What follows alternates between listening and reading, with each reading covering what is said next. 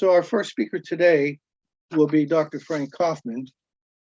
Dr. Kaufman is a graduate of Vanderbilt University and president of 12 Gates Foundation. He's the editor-in-chief of New World Encyclopedia, an online general knowledge encyclopedia providing accurate and reliable information.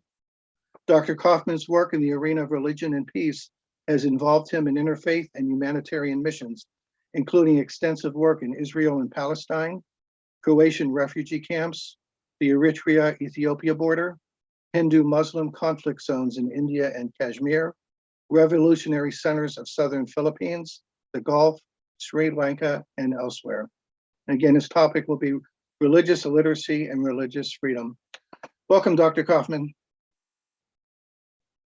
Thank you. I'm happy to be here. Thank you. So I'll begin. Is that it? Yes, thank you.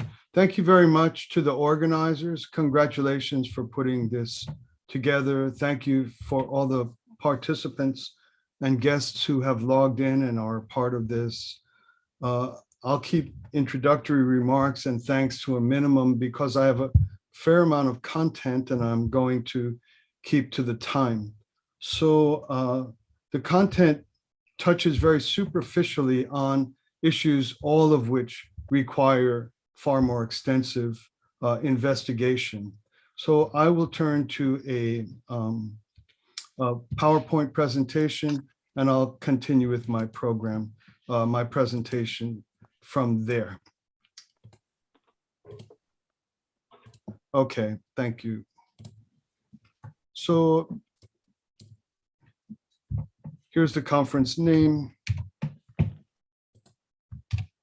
There's me.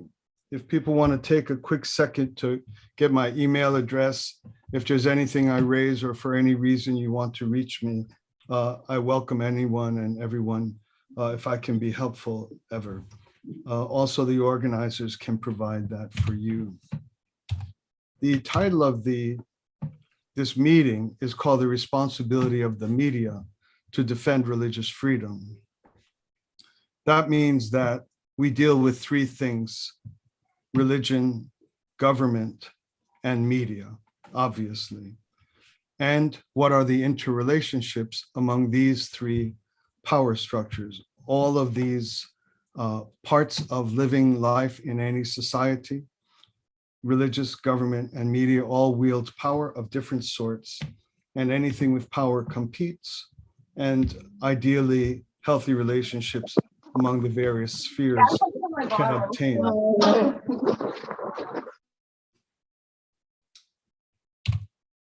So from among these, the first one I'll touch upon is religion and religious life. Religious freedom is technically the freedom that protects people's right to live, speak, and act according to their beliefs peacefully and publicly. It is more than the mere freedom to worship at a synagogue, church, or mosque. This is an important distinction to make and an important thing to recognize. Religious freedom is supposed to protect the entirety of a person's life. I need not ever violate my religious beliefs, my conscience, and my commitments ever. So if I am a Catholic, if I function under religious freedom in the society, I should never be forced to abort a baby, and so on and so forth. So it's important to understand technically what religious freedom is. It's very often misunderstood to just mean you're allowed to think whatever you want or believe whatever you want or go wherever you want to church, or if you're a Muslim, you can go to synagogue. This is not religious freedom. Religious freedom means that you do not ever have to go against your core values and beliefs in order to conform to culture or government. In the United States, that right, and here's an important element, it gives you the right to act. You have to be religious, you must behave in a certain way.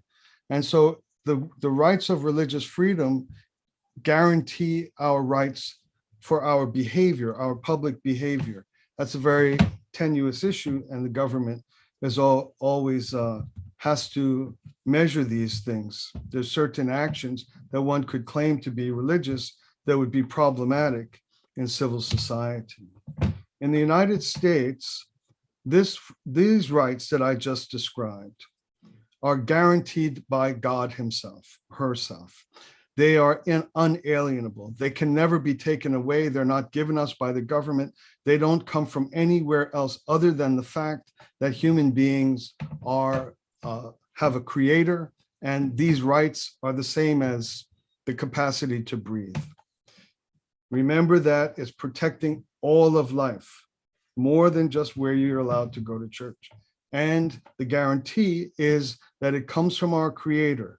It is not generously given to us by anyone or anything. That's in the United States. It derives from the preamble to the Declaration, to the Bill of Rights. It's the first right, freedom of conscience and freedom of religion. The United Nations Universal Declaration of Human Rights guarantees religious freedom, but in quite a different way. Here is Article 1 and Article 2 of the United Nations Declaration of Human Rights. We are endowed with reason and conscience and should act toward one another in a spirit of brotherhood. This is secular in its affirmation. There is no absolute authority out of which the rights of the Declaration of Human Rights derives. It's entirely voluntary, and it can change with my capacity to reason, what I feel is in my conscience. It's entirely different than the United States Bill of Rights. If you look at where people say that the Universal Declaration of Human Rights affirms religious freedom, look at it. It's just in the mix of any other and all other things that you might possibly be. You might be of a particular race, you might be of a particular color or sex or language or political or opinion or national or social origin or et cetera. And one of the things you might also have is religion, and these rights are also guaranteed you. It's not, it derives out of a secular mindset. So with this, it's important to note the difference between what freedom of religion means in the United States and what freedom of religion means for all other countries, unless they have declarations that are positively affirmative of tying it to religious origins per se. It's a very important distinction. United Nations is a secular organization. The guaranteed freedom of religion comes from secular premises. The United States was founded on religious principles. It describes our rights as being derived from a creator. So religious rights compete with other rights and laws in society. That means that the nature of the society and the intensity of its dedication to religion is crucial in order to understand how likely the religious freedom is going to be protected. Presently, Japan is heavily under attack. It's definitely a freedom of religious issue, but religious freedom differs from country to country. Its only religious freedom rights is the declaration of the country to adhere to or abide by the Universal Declaration of Human Rights. And as you saw in my previous slide, that declaration is secular in origin, secular in its guarantee. And so when we concern ourselves with things like the intense religious persecution of a minority community in Japan, namely the Unification Group, and I don't know if there's others on the call who are in similar situations, we need to know the extent to which or precisely what freedom of religion means in the Japanese Constitution and its rights. The next thing to look at is the government or the state. The government is the only entity that can either protect or deprive religious freedom. It's the only thing that can do so. You can have cultures that make it hard to have religious freedom, but the state is under the force of its legislation, and that's where the freedom of religion can be curtailed or it can be guaranteed. So that being the case, it's very important to notice that the state will protect the rights of any minority group. It will protect all citizens' rights but will never do so at the expense of the ideals and responsibilities of the states. So the rights of religious freedom compete with other rights. If I live across the street from a park, if my religion obligated me to sacrifice goats at a given time in the lunar calendar, I could not do this in the park across the street, even though it's a religious act and it's guaranteed as my religious freedom. It competes with other rights and laws. And so the state's interpretation of religious rights is always in competition with all other rights. That's part of the problem we're experiencing in Japan. You might say, the state might say, every person has a right not to be disturbed after 8 p.m. And it's just the way they run their government. And that's in conflict with certain religious rights. If you want to go visit someone or have a meeting after 8. And so it's not a technicality, it's an art, and it's in constant flux. In the United States, it's strongest, it's ironclad, it's tied to our Constitution. But in other places, it's more tenuous. And even in the US, now it starts to come under serious threat, religious freedom, serious threat. Part of it is to try to move legislation in such a way that those rights are made more explicitly to compete with the rights of other communities. So in recent years, especially since the early 90s, there's the rise of this doctrine of hate crimes, hate speech, and in our present time, speech as harm and speech as violent.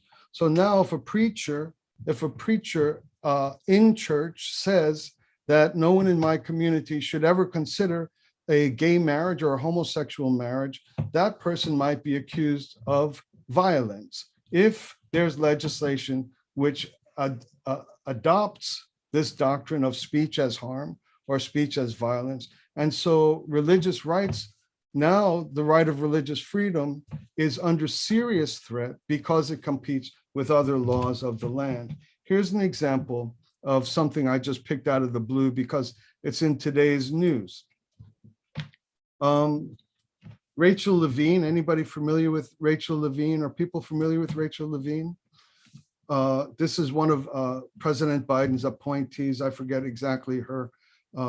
She's only recently but her role in US government affairs. She's demanding that tech companies censor gender-affirming, gender-related, quote unquote, misinformation. Some people call gender-affirming care the following: chemical castration, sterilization, physical mutilation of children and young adults.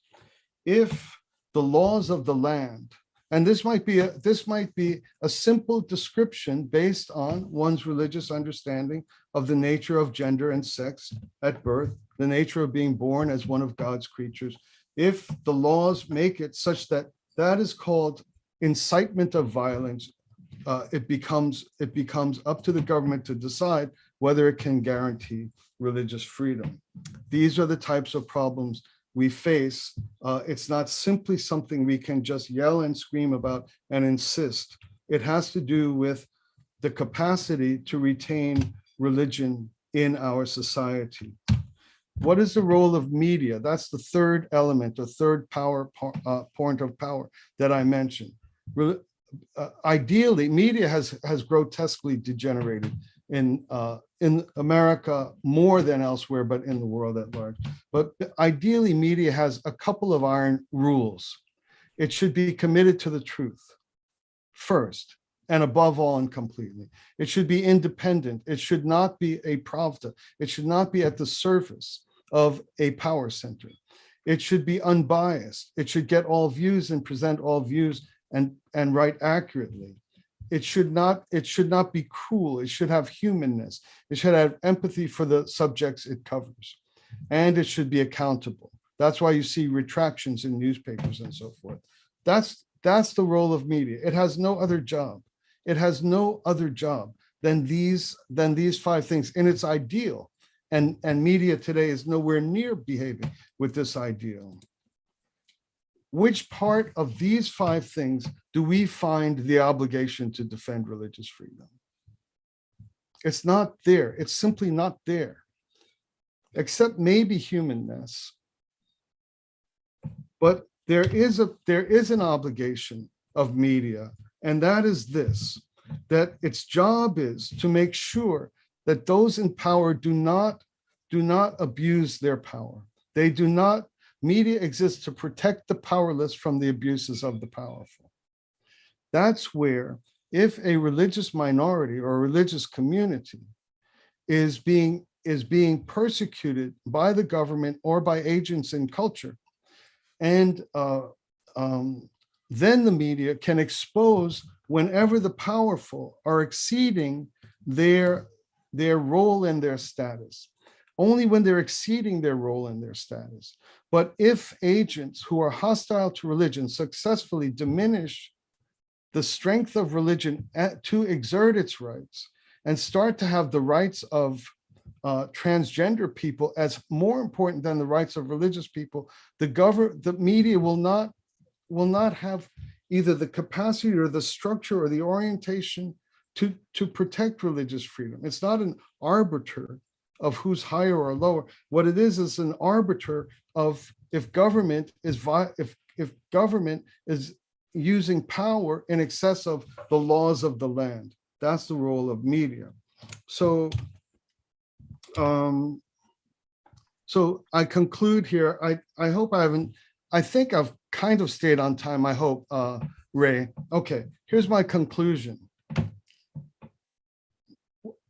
This society and culture must recognize and understand that religion is indispensable for a free democracy.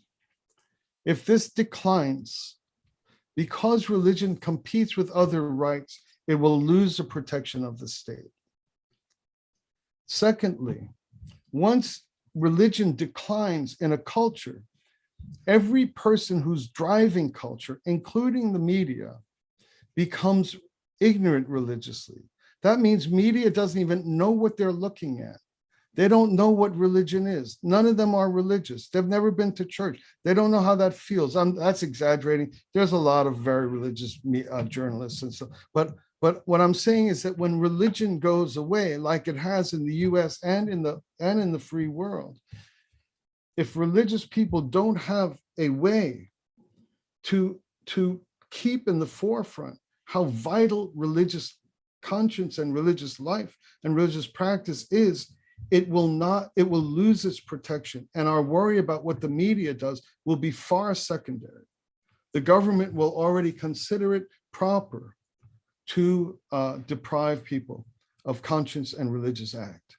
Finally, the third and final thing I'll say, and if I've gone over, I apologize and thank you for a little extra time if I took it. The interreligious mentality is crucial in a time when religion is declining, because the voice, the protection of religion must be the protection of all religion. Religions must stand together. There's that famous quote, "They came for the Jews and I said nothing." We must have every one of each other's backs. We must love one another more than we love the confidence and truth in our own community. We're protecting religion per se. And so these are my concerns. These are my warnings. I don't think that getting into a big argument with media is especially in our interest. I think our more important mission is to make sure that our land does not decline, does not become a religious wasteland. It's an important work of ours. Okay, thank you very much for the time. And thank you for the opportunity to be with you this afternoon.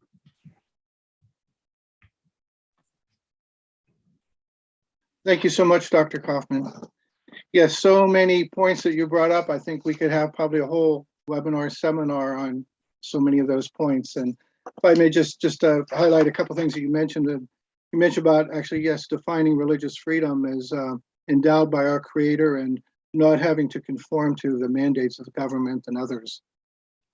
And then one point you brought up about differentiating between freedom of religion in different countries. In the United States, like you said, it is a religious nation, but the rules and bylaws of the United Nations are set up as a secular organization. So this makes it really difficult then to interpret when we go to over 150 or 200 countries trying to interpret everybody's regulations on religious freedom. We can see how complex of a situation this is. So thank you so much for your presentation.